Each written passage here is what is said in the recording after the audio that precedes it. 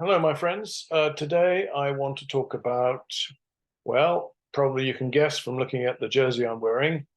Yes, the Sunwolves, and also their relation to the Japan national team. And I've got all the goods here. What's this? A sort of towel thing. And Wolfie is joining us for this particular session. Wolfie, the wolf, the Sunwolf.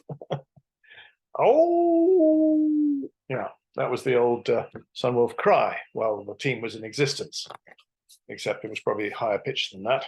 Um, anyway, so what about the Sunwolves? It's a good question because I think they contributed massively to the improvement of Japan before the 2019 World Cup. So I'm going to just bring up the Wikipedia page about them. Let's see, here we go. Hold on a second, there we are. So the Sunwolves were a professional rugby team. They debuted in 2016, so that's 3 years before the Japan Rugby World Cup. And then in March 2019, it was announced that 2020 would be the final season for the Sunwolves after failing to negotiate a contract due to financial considerations. And of course, Corona came and the team was officially dissolved on the 1st of June 2020. All right, so what was the significance of the Sunwolves? Well, I suppose if you put it in the simplest terms I can manage it at any rate, it's that it offered a level of competition above Japanese domestic rugby, the top league as it was then, but below the national team. So it allowed Japan to have a professional rugby team, a proper professional rugby team, a real one. Okay, not a sort of half professional company team. So that was very significant, and I'm sure that the various coaches, which included Jamie Joseph and Tony Brown at one point, would have argued the same thing very strongly. And I went to see their last actual game in Fukuoka. When would that have been? I suppose 2020, after the Rugby World Cup. They played the Melbourne Rebels, I think it was, and they won.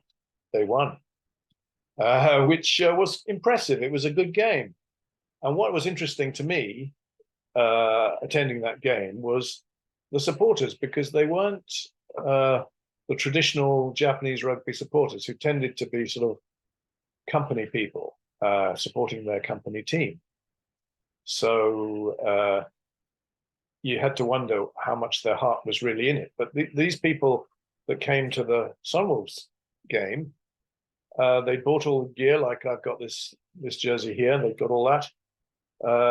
They were quite willing to, take part in the wolf cry. And I think it was just a different atmosphere, and it was a lot more like professional rugby in other countries.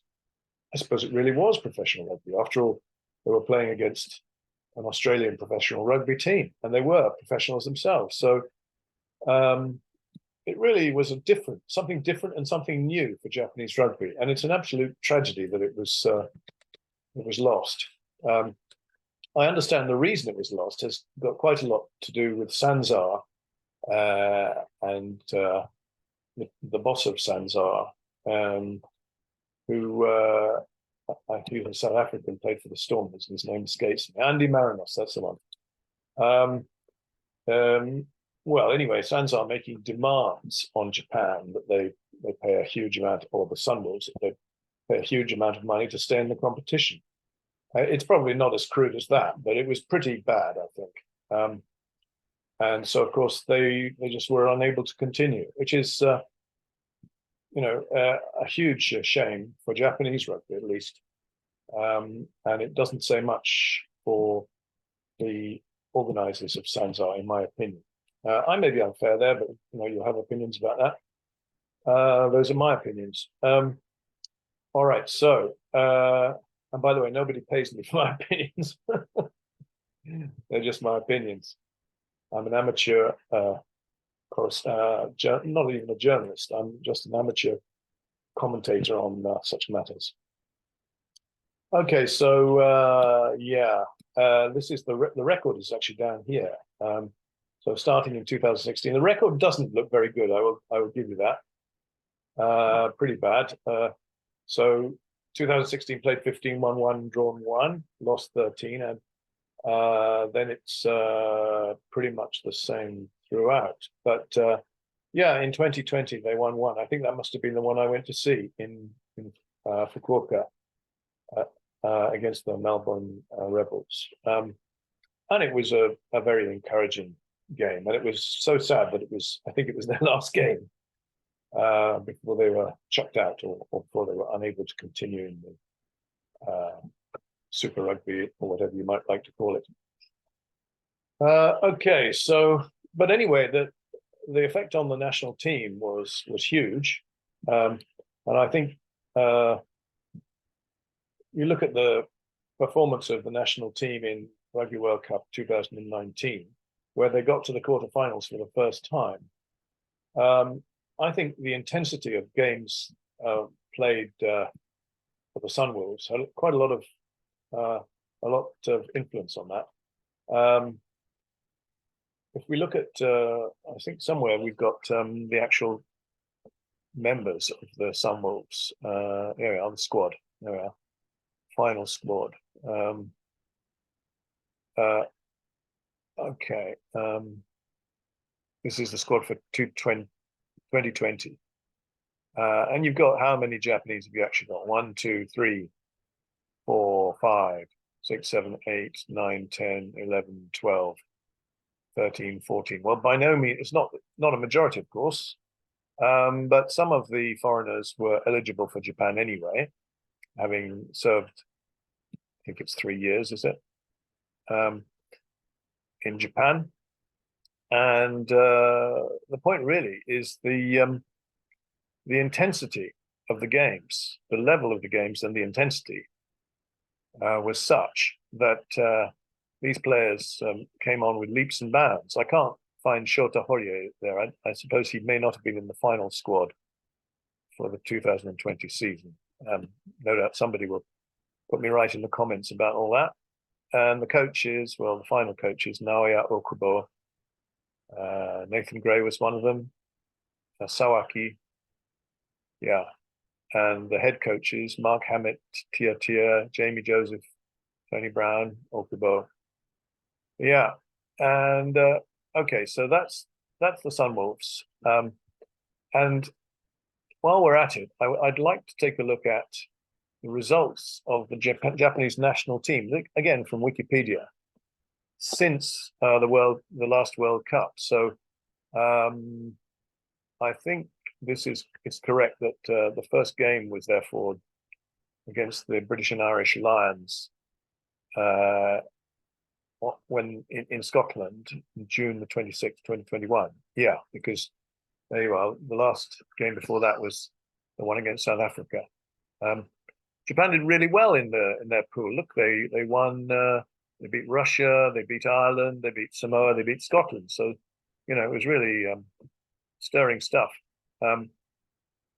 So anyway, if we go into the post World Cup, this is all the games that Wikipedia lists. And as you can see, Japan has only won 3 of them. That's Portugal and 2 Uruguay games. I saw the Uruguay game against the Uruguay game in Kee-tah-kew-shoo at our stadium here. And yeah, I mean, that doesn't look so great. But if you look at the actual scores, it's a little bit better, isn't it? I mean, to lose to a pretty good Ireland team, only 31-39, And then, yeah, they put up a decent fight against Australia, 23-32. The next Ireland game was not good, I agree. Against Scotland, away, 20-29, they lost. So they were sort of knocking on the door kind of thing. They weren't far off. And then France came to Japan in July of 2022, last year, about a year ago now. And okay, so Japan lost 23-42 in the first game, but they very nearly won the second game. 15-20 was the final score. And France is not a bad side, I think you're going to have to admit. Most of us would say. And then look, New Zealand in Japan, 31-38. So okay, these are losses. But if you okay, they lost heavily to England and Twickenham, 13-52, agreed. And again, fairly heavily to France in the Stadium de Toulouse last November. However, if you look at the quality of the opposition, I think you have to say that it's not the end of the world to lose by, in some cases, narrow margins to this kind of opposition. Which brings me to, well, it's not yet here on the Wikipedia, but 2023.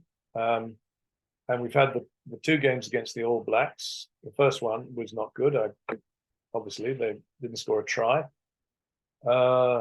Second one, they scored 3 tries. And I think, what was the final score? 41-27. Is that right? I think so. I was at that one in Kumamoto. And obviously, to go from no tries to 3 tries is pretty good, as if you're looking for improvements. And that was against the same team, which is a very good All Black second team, as was recognized by the Kiwi commentators I was listening to on J Sports, I think it was. Okay, and then after that, my mind's gone completely blank. What happened after that? Oh, that's right. Yes, last week they played Samoa, and yeah, they lost 24-22 to Samoa. But think about the fact that Japan played about, I think, 3/4 of the game, or 75% of the game, without Michael Leach. So they had 14 players for all that time, and they still could have won. They were very close at the end, until the Samoans kicked the ball out with some relief, I would suggest. So really, it's not the end of the world, and I think there's a lot to come from this team yet.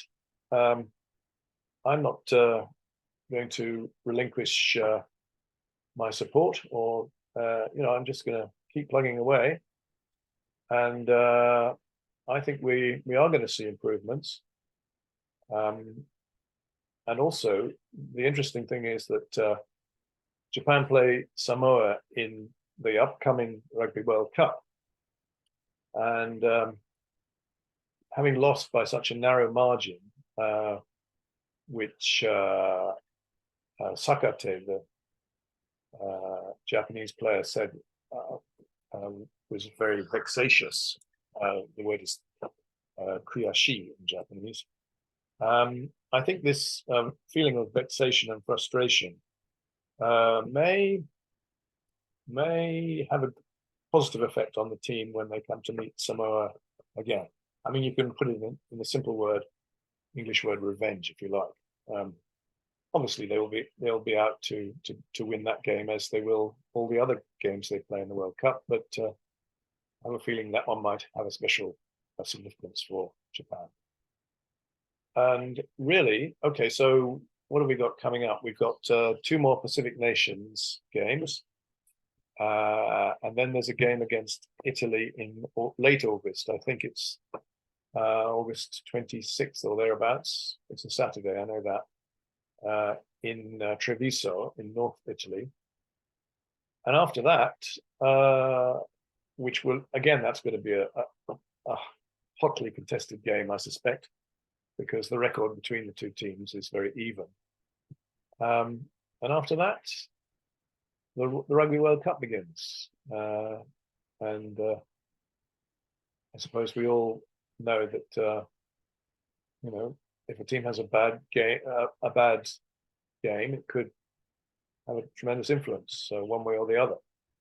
So what I'm really saying is, okay, Japan has had quite a lot of losses in the last 2 years, 2 or 3 years, as we can all see here. But some of them have been narrow losses. The team is certainly not as bad as some people appear to be making out. But we should all give up and go home. Well, I'm not going to give up and go home. I live in Japan anyway, so I can't. Okay, I shall be watching from Japan. And thank you very much. I think I'll stop the share. And with Wolfie, I'll just say goodbye. Ow! Thank you.